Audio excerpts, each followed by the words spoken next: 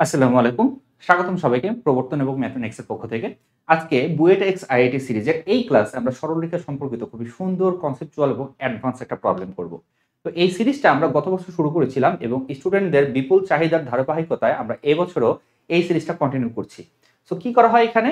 এখানে আমরা কিছু কনসেপচুয়াল প্রবলেম নিয়ে আলোচনা করি যেগুলো ল্যাক অফ কনসেপ্ট অথবা ল্যাক অফ প্রবলেম সলভিং স্কিলের কারণে স্টুডেন্টদের কাছে প্রথম দেখায় কঠিন মনে হয়। বাট এইখানে আমি একটা প্রবলেম দিয়েছি। এই প্রবলেমটা আজকে আমি করাবো এবং আজকে করানোর পর তোমার কাছে মনে হবে যে এটা খুবই সুন্দর এবং ইজি একটা প্রবলেম। এটাকে আর অ্যাডভান্স প্রবলেম বলে মনে হবে না। তো প্রবলেমটা কি বলছে দেখো। এখানে বলছে দেখো তোমরা চাইলে ভিডিওটা এখানে পজ করে একটু নিজের সমাধান করার চেষ্টা করতে পারো। ওকে। সো এখানে বলছে যে 1,2, 2,3 এবং 5,4 এই তিনটা বিন্দু থেকে তুমি যে কোনো একটা রেখার উপর লম্ব আঁকবা। লম্ব আঁকলে সেই লম্বগুলোর বীজগাণিতীয় যোগফল বা ইংলিশে হচ্ছে অ্যালজেব্রিক সাম। এই বীজগাণিতীয় যোগফলের সমষ্টি যদি শূন্য হয় তাহলে ওই রেখাটা একটা নির্দিষ্ট বিন্দু দিয়ে যায়, সেই বিন্দুটার স্থানাঙ্ক কত? That is the question. প্রশ্নটা সুন্দর না? প্রশ্নটা শুনেই মনে হচ্ছে খুবই ইন্টারেস্টিং। খুবই মজার ব্যাপার হচ্ছে প্রশ্নটা তুমি কিন্তু চাইলে 10 সেকেন্ডে সমাধান করতে পারবা, 5 সেকেন্ডে সমাধান করতে পারবা। আমি দুইটা অ্যাপ্রোচ দেখাবো। এক, রিটেনে কিভাবে তুমি এই প্রশ্নটা আসলে অ্যাপ্রোচ করবা। দুই হচ্ছে এমসিকিউতে আসলে তুমি কিভাবে এই প্রবলেমটা অ্যাপ্রোচ করবা। এমসিকিউর জন্য তো খুবই সহজ, প্রশ্ন পড়বো, উত্তর বলে দিব, খাতা কলম হাতেও নিব না, মুখে মুখে অ্যান্সার হয়ে যাবে। অ্যান্ড রিটেনটাও আসলে খুবই সহজ। তো আমরা প্রবলেম করব, বাট তার আগে আমাদেরকে আসলে এর মিনিং বুঝতে হবে, তাই না? কি বুঝাইছে বীজগণিতীয় যোগফল বলতে? কি বুঝাইছে দূরত্বের বীজগণিতীয় যোগফল বলতে? কি বুঝায়? দূরত্বের বীজগণিতীয় যোগফল মানে হচ্ছে চিহ্নযুক্ত দূরত্ব। ঠিক আছে? চিহ্নযুক্ত দূরত্ব তোমাকে নির্ণয় করতে হবে। এখন তুমি বলবা যে দূরত্ব আবার চিহ্নযুক্ত হওয়া শুরু করলো কবে থেকে? দূরত্ব তো অলওয়েজ পজিটিভ হয়, এটা তো আমরা জানি। তুমি যদি একটা বিন্দু থেকে একটা রেখার লম্ব দূরত্ব নির্ণয়ের সূত্রটার প্রমাণটা যদি দেখো, তাহলে তুমি দেখবা যে দূরত্ব পজিটিভ হয়। পজিটিভ বানানোর জন্য লাস্ট লাইনে যে আমরা অ্যাবসলিউট ভ্যালু ইউজ করি, মডুলাস ইউজ করি। তো তুমি যদি মডুলাস ইউজ না করো তাহলে ওই দূরত্বটাই হবে চিহ্নযুক্ত। আচ্ছা, আমি আরেকটু ক্লিয়ারলি বলি তোমাকে, আরেকটু ক্লিয়ারলি বলি। যেমন ধরা যাক এটা হচ্ছে নির্দিষ্ট একটা রেখা। ঠিক আছে? এটা হচ্ছে নির্দিষ্ট একটা রেখা। ধরা যাক এখানে একটা বিন্দু আছে, এখানে একটা বিন্দু আছে এবং ধরা যাক এখানে একটা বিন্দু আছে। তো প্রথম বিন্দু থেকে তুমি লম্ব এঁকে দিলা, ধরা যাক দিস ইজ D1। এখান থেকে তুমি লম্ব আঁকলা, ধরা যাক দিস ইজ D2 এবং এখান থেকে তুমি লম্ব আঁকলা, দিস ইজ D3। ঘটনা হয়েছে দেখো, দুইটা বিন্দু রেখার এক সাইডে আর একটা বিন্দু রেখার অপর সাইডে। ঠিক আছে না? একটা রেখার দুই সাইডে একটা বিন্দু, আরেক সাইডে আরেকটা বিন্দু। তো এই দূরত্বগুলো চিহ্নযুক্ত মানে হচ্ছে এই সাইডের বিন্দুগুলো সেম সাইডে হওয়ার কারণে এই D1 এবং D2 এর চিহ্ন পজিটিভ আসবে বা নেগেটিভ আসবে, একই চিহ্ন আসবে। এখানে যে চিহ্নটা আসবে এখানে তার অপোজিট চিহ্নটা আসবে। এখানে প্লাস আসলে নিচেরটা মাইনাস হবে, নিচেরটা প্লাস আসলে উপরেরটা মাইনাস হবে। তো এইভাবে অ্যাকচুয়ালি চিহ্নযুক্ত দূরত্ব আমরা বের করতে পারি। ঠিক আছে? দূরত্ব অলওয়েজ পজিটিভ, ঠিক আছে, বাট যখন বলব বীজগাণিতীয় সাম, অ্যালজেব্রিক সাম, তখন আমাদেরকে চিহ্ন কনসিডার করতে হবে। ওকে, সো তিনটা বিন্দু ধরে নেই। আচ্ছা, আমি এটা রিটেনের জন্য করাচ্ছি এবং আমি বলছি যে এমসিকিউতে এটা 5 সেকেন্ডের ভিতরে আমি করে দিব এবং যে বিন্দুটা আসবে সেই বিন্দুটা তোমাদের সবার পরিচিত একটা বিন্দু, সবাই তোমরা জানো এবং সবাই মুখে মুখে এটা করতে পারবা। বাট সেটা আমি এখন বলবো না, সেটা জানতে গেলে তোমাকে ভিডিওটা দেখতে হবে। ওকে, সো রিটেনে কিভাবে করব? ধরা যাক তিনটা বিন্দু আছে, একটা হচ্ছে 1,2, আরেকটা হচ্ছে 2,3, আরেকটা হচ্ছে 5,4। আমি অ্যাকচুয়ালি শিওর না যে দুইটা বিন্দুই এই রেখার সেম সাইডে আছে না ডিফারেন্ট সাইডে আছে, আমি শিওর না, আমি জাস্ট ধরছি র্যান্ডম। ঠিক আছে? এখন আমি চাইলে তিনটাকেও এক সাইডে ধরতে পারতাম, বাট তিনটাকে এক সাইডে ধরলে তিনটারই সেম চিহ্ন আসতো, হয় তিনটাই পজিটিভ হতো তাহলে তিনটাই নেগেটিভ হতো, যোগফল শূন্য হতো না। যোগফল শূন্য বানাইতে গেলে পজিটিভ এবং নেগেটিভের কম্বিনেশন লাগবে। এই জন্য আমি করছি কি, দুইটাকে উপরে একটাকে নিচে এভাবে লিখছি। ঠিক আছে? নর্মালি এটাই হবে, দুইটা বিন্দু এক সাইডে হবে, আরেকটা বিন্দু অপর সাইডে হবে, তাহলে অ্যালজেব্রিক সাম শূন্য হবে। বাট এই দুইটাই অ্যাকচুয়ালি সেম সাইডে আছে কিনা that is not sure. Okay, so আমাদের সূত্র কি জানা আছে বলো তো? সূত্র কি জানি আমরা? সূত্র জানা আছে। ধরা যাক এই যে রেখাটা, এটা হচ্ছে ax plus by plus c equals to 0। So যে কোনো একটা রেখা x1 y1 যে কোনো একটা বিন্দু, এটা থেকে তুমি যদি ax plus by plus c equals to 0 এর দূরত্ব বের করতে চাও, তাহলে সেই দূরত্বটা হচ্ছে কি বলতো, root over a square plus b square modulus of a x plus b y plus c equals to distance, তাই না? এটা ইকুয়ালস টু ডিস্টেন্স। ঘটনা হচ্ছে এই অ্যাবসলিউট ভ্যালুটা আমি দিব না, যখন আমি অ্যালজেব্রিক সাম লিখবো এই অ্যাবসলিউট ভ্যালুটা দিব না। তো এটা হচ্ছে কি তোমার ফর্মুলা। এখন এই ফর্মুলাটা আমরা ইউজ করি, আমাদের শর্ত কি বলতো? আমাদের শর্ত হচ্ছে d1 plus d2 plus d3 এটা হবে 0। তাহলে অ্যালজেব্রিক সাম মানে অ্যাবসলিউট ছাড়া তুমি এটা লেখো। তাহলে d1 মানে কি 1,2 থেকে এই রেখাটার দূরত্ব। 1,2 থেকে যদি রেখাটার দূরত্ব আমি বের করি তাহলে সেটা আসতেছে 1 দিয়ে x এর জায়গায় 1 বসাও, y এর জায়গায় 2 বসাও, a plus 2b plus c divided by a square plus b square plus তারপর 2 3 এটা সিদ্ধ করো, 2 3 দিয়ে সিদ্ধ করলে কত আসতেছে 2a plus 3b plus c divided by root over a square plus b square and 5 4 দিয়ে এটাকে সিদ্ধ করো, তাহলে 5a plus 4b plus c divided by a square plus b square, this is equals to 0।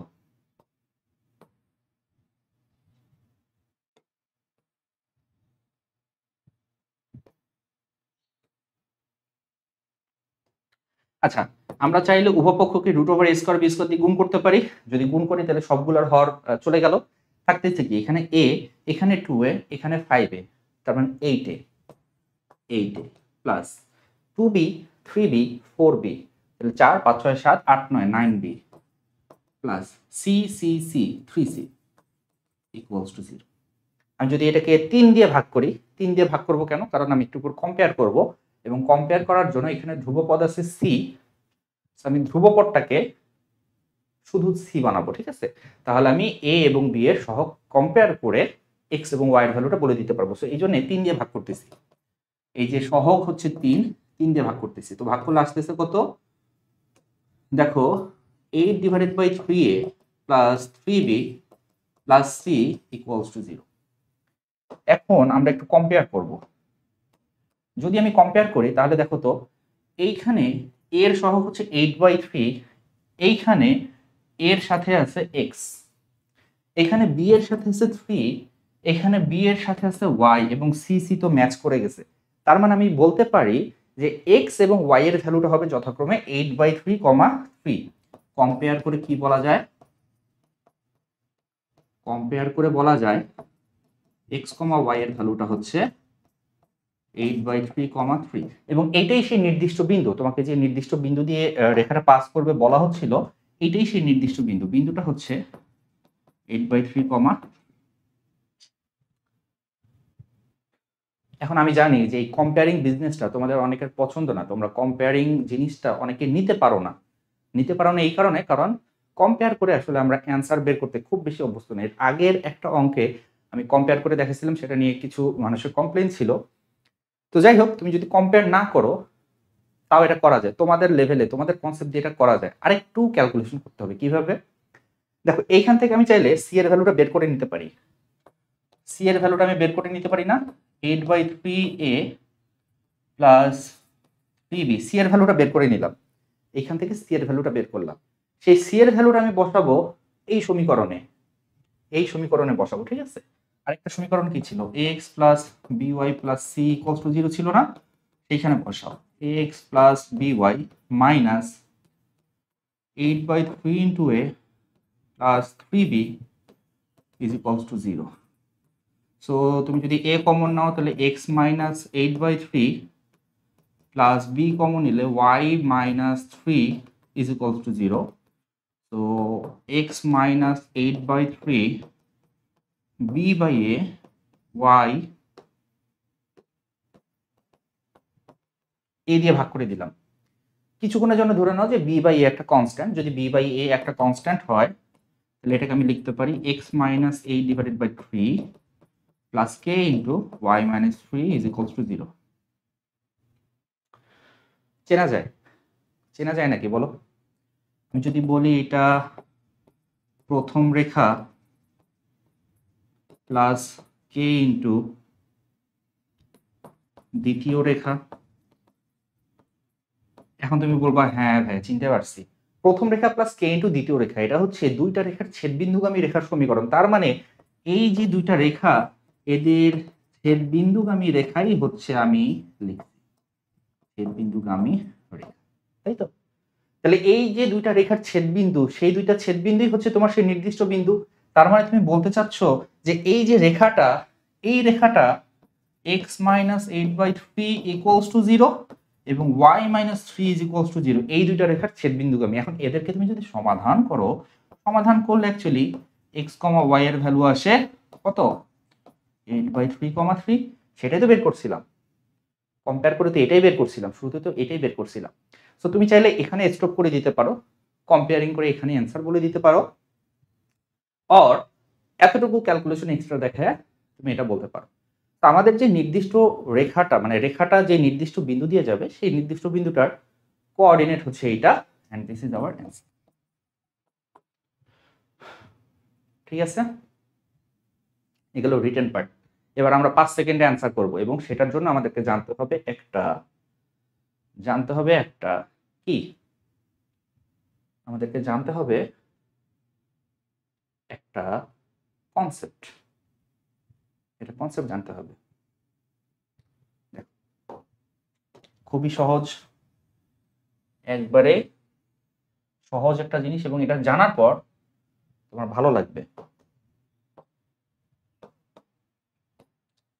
তিনটা বিন্দু দেওয়া আছে, বিন্দু তিনটা তো লিনিয়ার পয়েন্ট না, তিনটা বিন্দু লিনিয়ার না, একই রেখায় অবস্থিত না।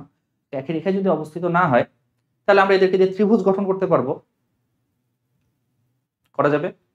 আমরা এই তিনটা বিন্দুকে ত্রিভুজের তিনটা শীর্ষ হিসাবে চিন্তা করি। একটা হচ্ছে 1,2, একটা হচ্ছে 1,2, একটা হচ্ছে 2,3, একটা হচ্ছে কত 5,4। ঠিক আছে, আচ্ছা ত্রিভুজ গঠন না করলেও কিন্তু সমস্যা নাই, ত্রিভুজ যে গঠন করতে হবে তা না। ত্রিভুজ গঠন না করে যদি তিনটা বিন্দু একটা সরল রেখার উপরে থাকে, তাহলে কিন্তু থিওরিটা প্রযোজ্য হবে। সো থিওরিটা ঠিক, থিওরিটা হচ্ছে যে কোনো একটা রেখার কথা তুমি বলতেছো, তাই তো? যে কোনো একটা রেখা তুমি করলা কি, এই ত্রিভুজের প্রথম শীর্ষ থেকে রেখার উপরে লম্ব এঁকে দিলা, ধরো যাক সেটা D1।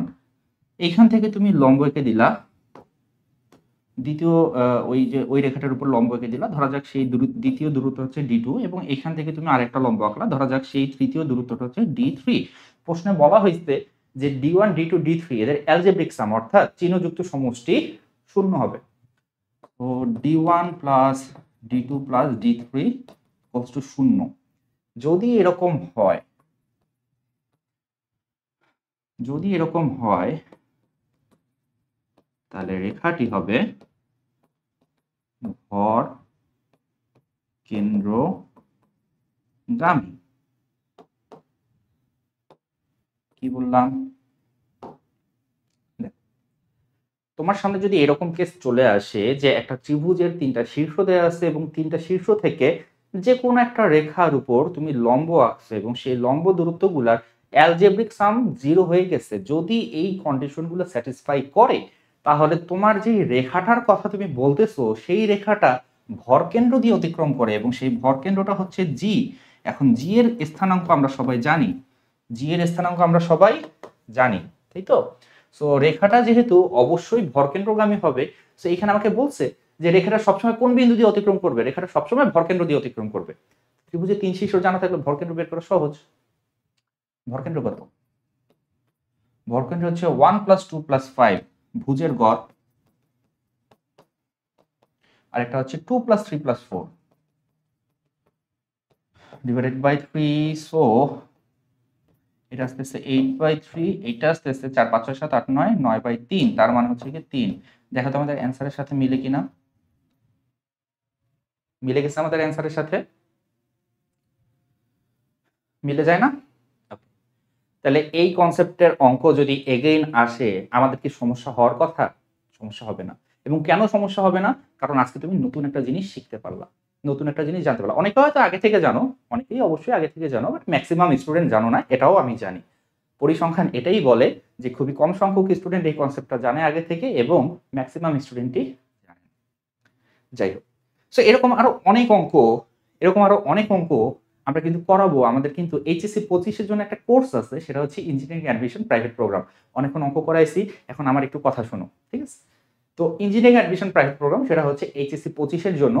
এই কোর্সে আমরা কিন্তু ফিজিক্স এবং ম্যাথমেটিক্সের বেসিক টু অ্যাডভান্স লেভেলের অঙ্কগুলো করাই এবং কনসেপচুয়াল ম্যাথগুলো করাই। শুধু যে ম্যাথ করাই তা না, আমরা কনসেপ্টের উপর বেশি ফোকাস করি, ঠিক আছে? প্রচুর পরিমাণে তোমাকে থিওরি বিল্ড আপ করা হবে, কনসেপ্ট বিল্ড আপ করা হবে এবং রিলেভেন্ট যে অঙ্কগুলো রিসেন্ট কোশ্চেন ব্যাংকে আসতেছে সেগুলো তোমাদেরকে করানো হবে।